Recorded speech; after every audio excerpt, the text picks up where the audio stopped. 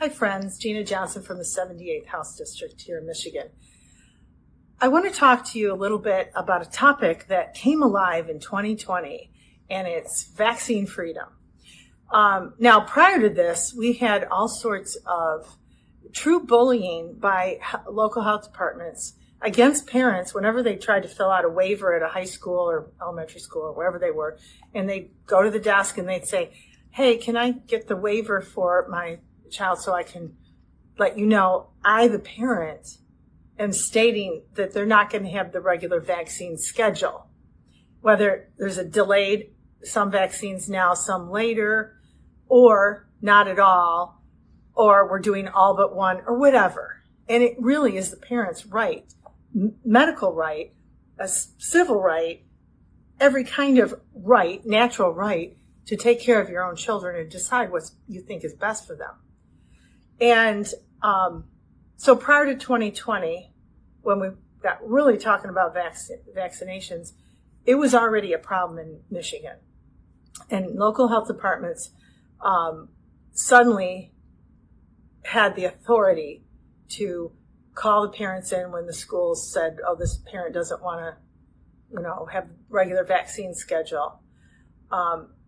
They would have to partner with the health department, wait for an appointment, have the health department call them in and say, okay, you're going to sit down either by yourself, or sometimes they make them bring their children with them and sit through a talk that went something like this. You realize you're not a good parent. You realize this is putting your children and everyone else in the world in jeopardy. You realize this is against all of our recommendations, and you're still going to sign this piece of paper? Okay, then sign it. By the way, you need to watch a video first about all the risks of not being vaccinated, and sign the paper, we'll sign off. Now you have your waiver to send your kids to public school. When I had my child in school, if we had a waiver, I went up to the desk, they gave me the waiver, I signed it, it was done. It literally took 30 seconds. And if you look at statistics, the parents that choose to not vaccinate prior to 2020, the parents who have chosen to not vaccinate the full schedule, a delayed schedule, a partial schedule, or not at all, when you look at their education status, they're highly educated. They're not stupid. They're not ignorant. They're well read. Now, I'm not saying that makes them right, but they obviously know what they're doing. Now, that's just a statistic. It doesn't have to be that way. That is a statistic nationally. Additionally, when I grew up, and I'm 57, when I grew up, there were probably 3 to 5 vaccines. There are over 70 now. So for folks to consider a delayed schedule, a different schedule, a partial schedule, or not at all, is with good reason. We are the only nation in the whole world that has this many vaccinations. And it is showing itself to be detrimental to our health, at least a high risk category. Now, given all the vaccines that we've seen up until 2020, they had to show studies that show side effects, adverse events, safety, and efficacy. They had to. Suddenly 2020 comes, suddenly we have a novel virus, and at warp speed, we put through vaccines, unvetted, no safety data, have no data. We've never had them in an experiment before. We became the experiment.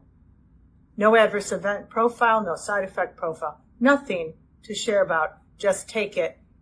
We're sure it's going to prevent the virus, which it didn't, and we all know that now. Oh, you got a milder form. That's bunk. A milder form by whose standards? Is that a scientific statement? A milder form? This is a bunch of ridiculous talk. I've been in the science world, I've been in the medical world long enough to know that doesn't sound very scientific, and people laugh about it. So all that considered, House Bills 4552 and 4553 were introduced recently I've co-sponsored them, and you're going to hear more about them as they are passed in the House. These give us freedom, civil rights added to our Civil Rights Act to include you have choices about taking care of your body. You have choices about what you put in your mouth and what you inject into yourself, what you engage in medically. It's your choice. And it's certainly your choice on what you engage your children in.